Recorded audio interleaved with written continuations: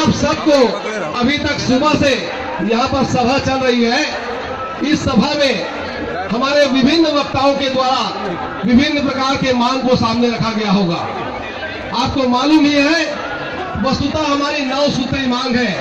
अगर ये 9 सूत्री मांग आप जानते हैं और हम ये 9 सूत्री मांग को अगर समेकित करते हैं तो केवल और केवल एक सूत्री मांग हमारे सामने आती है कि प्रदेश भर के समस्त शिक्षाकर्मी साथियों को समान काम के बदले समान वेतनमान देते हुए 7वां वेतनमान देकर शिक्षा और आदिम जाति कल्याण विभाग में संविलियन और शासकीकरण किया जाए। केवल एक सूत्री मांग है। संविलियन तो करना होगा, करना होगा, करना होगा, संविलियन तो करना होगा, करना होगा, करना होगा।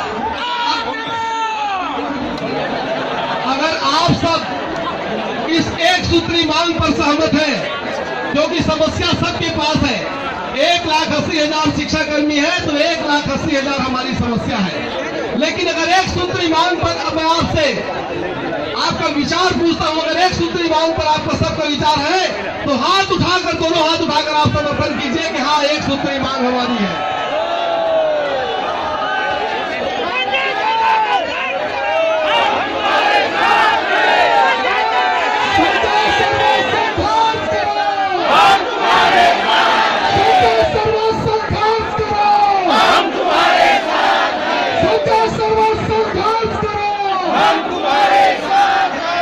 साथियों, आप सबको भली भांति मालूम है कि हमारी मांग एक है, लेकिन हमारे साथियों के द्वारा लगातार और कई बार कई प्रकार की बातें सामने लाई जाती है। इसलिए समय समय पर ऐसी मांगों के निराकरण के लिए हम अलग अलग और मांग लगाते हैं। और आज आपने सबने जाना होगा कि 9 सूत्री मांग यहाँ से आप सबके माध्यम से रैली निकालने के बाद माननीय मुख्यमंत्री महोदय के नाम यहाँ पर ज्ञापन सौंपा जाएगा। ये 9 सूत्री मांग आप सबको मालूम है? अगर मालूम है तो हाथ उठाकर एक बार पूरा समर्थन कीजिए कि हाँ, 9 सूत्री मांग आप समर्थन देते हैं। हमारी मांगे जायज है। साथियों, 9 सूत्री मांग को लंबा चौड़ा बोलने के बजाय, क्योंकि बहुत दूर दूर तक और दूर से हमारे साथी आए हैं, एक बार मैं केवल बिंदु में समेकित रूप से आपको बताना चाहता हूं। प्रथम मांग आपको मालूम है, जो हमने चर्चा किया, द्वितीय मांग प्रदेश भर के हमारे शिक्षाकर्मी साथी को 2 स्तरीय समयमान के आधार पर क्रमोन्नत वेतनमान, प्रवर श्रेणी वेतनमान, वो भी भूत रक्षी प्रभाव से दिया जाए, ये हमारी मांग है। होगा। तीसरी मांग आप सबको मालूम है, प्रदेश में हमारे 22,000 साथी ऐसे हैं जो प्रशिक्षित नहीं है, वर्ग 3 से, वर्ग 2 से और वर्ग 1 से। अभी वर्ग 3 और वर्ग 2 के लिए जिस बात की चर्चा हो रही है कि डीएड कराया जाएगा, निश्चित रूप से वर्ग 3 और वर्ग 2 के लिए ये व्यवस्था बनाने का प्रयास किया जा रहा है। लेकिन वर्ग 1 के हमारे साथी कहां जाएंगे? ऐसे साथियों के लिए क्या व्यवस्था होगी? शासन से लगातार हम बात कर रहे हैं और ऐसे साथियों को उनके वेतन, उनके नियमितीकरण और उनके पुनरीक्षित वेतनमान जो दिया भी गया था, उस पर कटौती की जा रही है। तो मैं आज इस मंच के माध्यम से इस शासन को, इस महापंचायत के माध्यम से मैं यहीं पर दोषी ठहराना चाहता हूं। आप हाथ उठाकर समर्थन कीजिए। शासन इस मामले में दोषी है, दोषी है, दोषी। तीसरी बात, प्रदेश भर के हमारे शिक्षाकर्मी साथी, खास करके वर्ग 3 के साथी, जो लगातार ये बात कहते रहते हैं कि वर्ग 1 और वर्ग 2 वर्ग के मुकाबले वर्ग 3 का वेतन कम है। इस बात को हम सही ढंग से अध्ययन किए और हमें समझ में आया, शासकीय शिक्षकों का वेतन तो एक अलग ढांचागत है, लेकिन शिक्षा कर्मियों का जो वेतन है वास्तव में वर्ग 1 और वर्ग 2 के अनुपात में अंतर कम है, वर्ग 3 के अनुपात में बहुत ज्यादा अंतर है। इस विषय पर भी समानुपातिक वेतनमान की व्यवस्था की जाए, इस विषय पर भी आपकी सहमति आवश्यक है।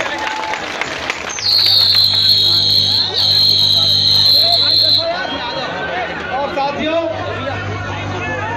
हमारा जो आगे का मांग है, आगे की जो हमारी मांग है, वो कैबिनेट में जिस विषय की चर्चा हुई प्राचार्य और प्रधान पाठक बनाने की उसकी मांग है कि प्रदेश भर के जो हमारे शिक्षाकर्मी साथी हैं, इन शिक्षाकर्मी साथियों को 2013 में निर्णय लिया गया था कि पदोन्नति देकर वरिष्ठता के आधार पर प्राचार्य और प्रधान पाठक बनाया जाएगा, लेकिन 4 वर्षों बाद भी इस सरकार ने उस पर कुछ नहीं किया।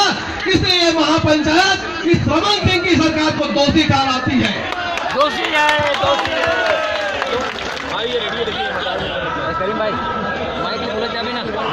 और साथियों, जैसा कि आपको मालूम है, 95 से लेकर आज तक हम सेवा कर रहे हैं। 23 वर्षों के सेवा के दौरान हमारे कई ऐसे वर्ग के शिक्षाकर्मी साथी हैं जिनके लिए पदोन्नति का प्रावधान नहीं बना, क्रमोन्नति के नियम नहीं बने। खास करके व्याख्याता पंचायत, व्यायाम शिक्षक, उर्दू शिक्षक, विज्ञान सहायक शिक्षक, ऐसे साथियों के लिए 23 सालों में इन्होंने पदोन्नति का प्रावधान नहीं बनाया, जबकि सारे कर्मचारियों का अपनी सेवा काल में 2-2 पदोन्नति के निश्चित प्रावधान के नियम है। इस मामले में भी रमन सरकार को पंचायत दोषी मानती है। दोषी है, दोषी है, दोषी है, दोषी है। शोषण की पराकाष्ठा देखिए। 1998, 1995, 2005 और लगातार हमारी भर्तियां की गई। जो सीपीएफ कटौती का नियम आया 2004 के बाद की बात होती है, लेकिन 1998 वाले और 2004 और 2004 के बाद सभी लोग सीपीएफ कटौती के अंदर आ गए। केवल हमारे मूल वेतन में 10% की कटौती की जाती है, जबकि प्रदेश में कोई भी ऐसा वर्ग नहीं जिसका मात्र मूल वेतन में कटौती किया जाता हो। हमारी मांग है कि 2004 के पहले जिन साथियों की नियुक्ति हुई उन्हें उनके नियुक्ति दिनांक से जीपीएफ कटौती किया जाए और 2004 के बाद जो नियुक्त साथी हैं उनके मूल वेतन और महंगाई भत्ता दोनों को मिलाकर समग्र कटौती किया जाए। ये हमारी मांग है सीपीएफ के मामले में। और साथियों, इसके अलावा पेंशन, ग्रेजुएटी, बीमा, आवास भत्ता, चिकित्सा भत्ता, मेडिकल भत्ता जो आप जानते हैं, जो समय समय पर आधा दिया गया और फिर बाद में वापस ले लिया गया, इसकी भी मांग हम लगातार करते आ रहे हैं। तो इन सभी मामलों पर ये रमन सरकार दोषी है, दोषी है, दोषी है, दोषी है, सरकार दोषी है, दोषी है, दोषी है। दोषी सरकार होश में आओ, होश में आओ, होश में आओ। साथियों, इसके अलावा हमारे जो प्रदेश भर के साथी हैं आज 23 वर्षों से सेवा दे रहे हैं। नियमितीकरण कुछ लोगों का नहीं हुआ है, कुछ का नियमितीकरण हो भी गया है।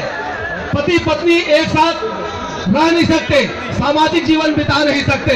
प्रदेश के सारे कर्मचारियों के लिए और शिक्षकों के लिए इनकी खुली स्थानांतरण नीति है।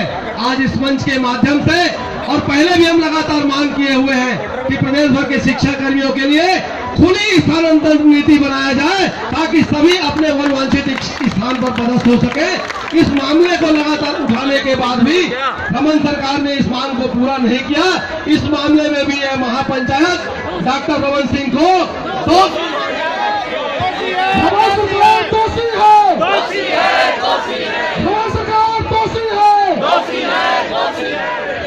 इसके अलावा साथियों, आप सबको मालूम है अनुकंपा नियुक्ति का विषय एक ऐसा विषय है जो मानवीय संवेदना का विषय है।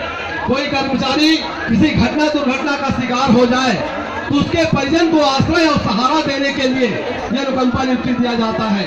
इस मामले में कहा गया कि टेट और डीएड अगर पास है तो अनुकंपा नियुक्ति मिलेगा।